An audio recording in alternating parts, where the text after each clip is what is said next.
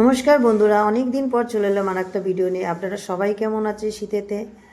আমি তো মোটামুটি ভালো আছি। একটু শরীর খারাপ হয়েছিল, তাই অনেক দিন পরে একটা ভিডিও নিয়ে আবার আসলাম। ছেলে হঠাৎ করে বললো, মা একটু মাটন করে দেবে। তাহলে ঠিক আছে চলো, তাই ভাবলাম একটু ভিডিওটা আপনাদের সাথে শেয়ার করি।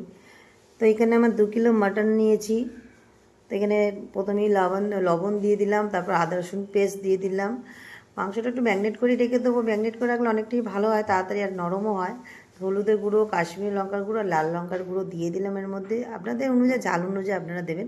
আমি একটু ঝালটা পছন্দ করি, সেই জন্য একটু ঝালটা দিলাম। তারপর একটু টক দই ওর মধ্যে দিয়ে দেবো। টক দইটা অবশ্যই ফ্রিজের ঠান্ডা দই না, ফ্রিজ থেকে আমি অনেকক্ষণ আগেই বার করে রেখেছিলাম। দিয়ে ওটার মধ্যে দিয়ে আমি ওটা ম্যাগনেট করে ফ্রিজে রেখে দেবো। যেহেতু এটা আমি রাত্রিবেলা করব, তো যার জন্য এবেলা ম্যাগনেট করে আমি ফ্রিজে এটা স্টে করে দেবো। আর মাটন যতক্ষণ ম্যাগনেট করে স্টে করে রাখবে আরও টেস্টফুল হয়। আর যেহেতু একটু কষা করব, সেই জন্য। তো এবার দেখুন আমি ম্যাগনেট করে নিচ্ছি ভালো করে। একটু সরষের তেলও দিয়ে দিয়েছিলাম। আমার ম্যাগনেট করা হয়ে গেছে, বেশ করে ভালো করে মাখিয়ে নিলাম। তো মাখানোর পর এটা আমি ঢাকা দিয়ে স্ট্যান্ডিংয়ে রেখে দেবো। দিয়ে এটা আমি রাত্রিবেলা করব। ঢাকা দিয়ে রেখে দিলাম ফ্রিজেতে। এই যে আমি এবার ফ্রিজ থেকে এটা বার করে রেখে দিয়েছিলাম 1 ঘন্টা আগে। এবার এটা আমি রান্নাটা শুরু করব। তো তার আগে দেখে নিন, আমি কুকারের মধ্যে মাংসটা দিয়ে দিলাম। আমি 1 ফোঁটাও জলও দেবো না এর মধ্যে। তো যেহেতু পুরোটাই কষা করব, আমি মাটন কষাটার জল ছাড়াই করি। তবে বিশেষ করে ঢাকাটা দিয়ে একটা সিটি মেরে নেবো খালি। আর আলুও দেবো ওর মধ্যে। তো আমি একসাথে কোনো রেডি করে রেখেও দিয়েছিলাম। আর ভাবছেন আর আমার চারিদিকে সবজিগুলো দেওয়াও আছে। এবার আমি গ্যাসটা, ওভেনটা জেলে দিলাম। দিয়ে এবার আমি কুকারটার মধ্যে বসিয়ে দেবো।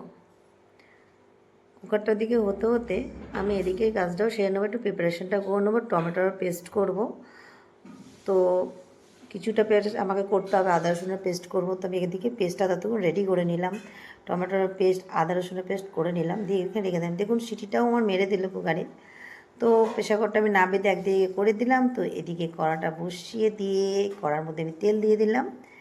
তেলটা যে একটু গরম হবে, আলুটা আমি দিয়ে একটু লাল লাল করে ভেজে নেবো। কেন আবার আলু না দিলে ভালোও লাগে না খেতে। আমার ছেলে মেয়ে আবার একটু আলু পছন্দ করে। তো সেই জন্য যেহেতু মাটন কষা আর পরোটা দিয়ে খাবে, তো সেটা একটু আলু দিয়ে দিলাম। আলুর মধ্যে একটু নুন ছিটিয়ে দিলাম, যাতে তেলটা না ছিটিয়ে আসে। আর একটু আলুটার মধ্যেও নুনটা, আলুটা দিয়ে রাখলে ভাজাটা ভালো হয়, সেই জন্য দিয়েও দিলাম। এবার আলুটা আমি লাল লাল করে একটু ভেজে নেব। আমি নেড়ে নিচ্ছি, এদিকে ওদের উল্টে পাল্টে নেড়ে নিলাম।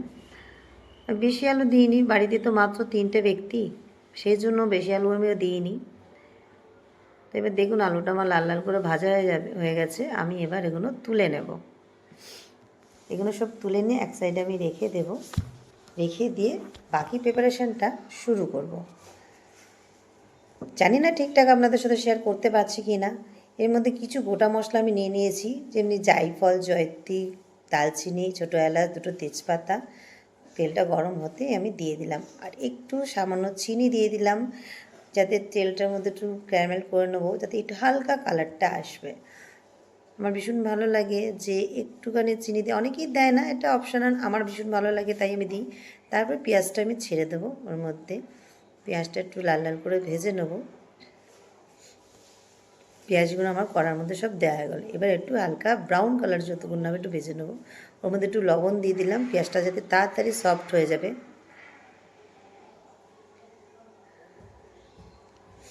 দেখুন পেঁয়াজটাও আমার বেশ নরম হয়ে ভাজা হয়ে গেছে, হালকা ব্রাউন কালার হয়ে গেছে। এবার ওর মধ্যে আমি একটা একটা করে মশলা এবার আমি দিয়ে দেবো। আদা রসুনের পেস্ট দিয়ে দিলাম অল্প অল্প করে, যেহেতু আমার আগেতেই ম্যাগনেট করা ছিল তাই জন্য করার মধ্যে অল্প করে দিলাম। এবার একটুখানি ঝাল লঙ্কার গুঁড়োটাও আমি একটু দিলাম, কেন একটু আমি স্পাইসি পছন্দ করি সেই জন্য। দিয়ে এটা একটু ভালো করে আমি কষা করবো, কষে নেবো কড়ার মধ্যেই। দেখুন ওর মধ্যে একটু হালকা জিরে গুঁড়ো দিলাম।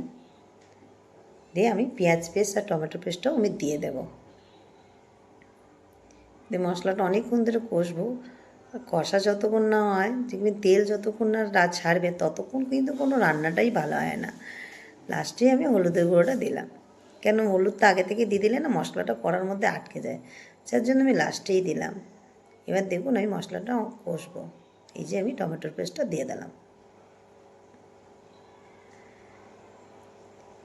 এবার হালকা গ্যাসটা একটুখানি বাড়িয়ে দিয়ে আমি মশলাটা কষতে থাকবো। যতক্ষণ না মশলা থেকে তেল ছাড়বে ততক্ষণ এই মশলাটা কষবো।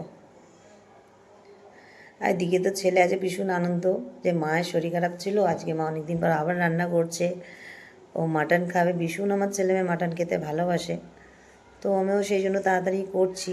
আর শীতকাল ভালোও লাগে না সন্ধ্যাবেলা গ্যাসের কাছে আসতে, তো ছেলে মেয়ের জন্য তো একটুকু করতেই হবে।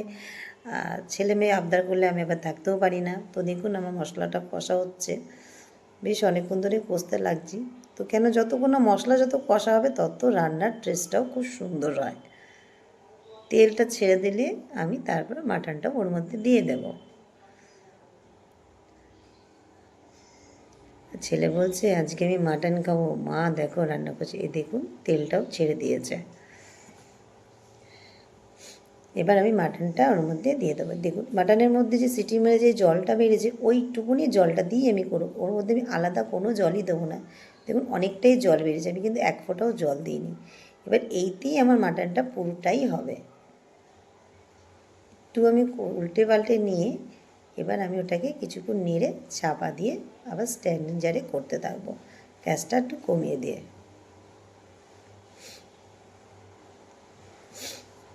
এবার চাপা দিয়ে দেবো। এবার দেখুন ঢাকাটা কিছুক্ষণ পর আবার খুলে দিলাম। খুলে দেওয়ার পর দেখুন কত সুন্দর কালারটা আসছে। আমি এক ফোঁটাও জল দিই, কতটা জল বেরিয়েছে দেখতে পাচ্ছেন মাটন থেকে। আমি এইভাবেই মাটন করি, মাটনে আমি জল দিই না। আর কষা করলে তো আমি একদমই এই প্রসেসেই করি, আমার তাড়াতাড়ি হয়েও যায় আর মাংসটার টেস্টও হয়। দেখুন কী সুন্দর কালার চলে আসছে মাংসটার মধ্যে। এবার আমি আলুগুলো দিয়েও আমি নেড়ে দিলাম, আলুগুলো দিয়েও এবার চাপা দিয়ে আমি রেখে দেবো। বেশ সুন্দরভাবে। আর ছেলে তো এসে বলছে, ও মা কী সুন্দর গন্ধ বেরোচ্ছে। যদিও আপনারা বুঝতে পারছেন না, কিন্তু আমার ছেলে বলছে। আর ছেলের ভালো লাগা মানে আমার কাছে ভীষণ আমি খুশি। ছেলের মুখে হাসি দিলে ভীষণ ভালো লাগে। দেখছেন মাংসটার মধ্যে কিন্তু আমি এক ফোঁটাও জল দিইনি, আমার মাংসটা অলমোস্ট হয়ে গেছে। দেখে নিন কী সুন্দরভাবে ওর মধ্যে কালারটা দিয়েছে, ফ্যান্টাস্টিক কালার। আর মাংসটা পুরো হয়ে গেছে। আমি এখন ছেলেকেও খেতেও দিয়ে দিলাম। ছেলেকে আবার খেতেও দিয়ে দিলাম। আর ও যেহেতু পরোটা পছন্দ করে না, তো গরম রুটি দিয়ে মাংস কষা খাচ্ছে। ওর রিয়াকশানটা দেখুন, কিরে কেমন হয়েছে বল। তো যদি এই ভিডিওটা আপনাদের ভালো লেগে থাকে একটা লাইক, কমেন্ট আর সাবস্ক্রাইব করে দেবেন। Thank you so much.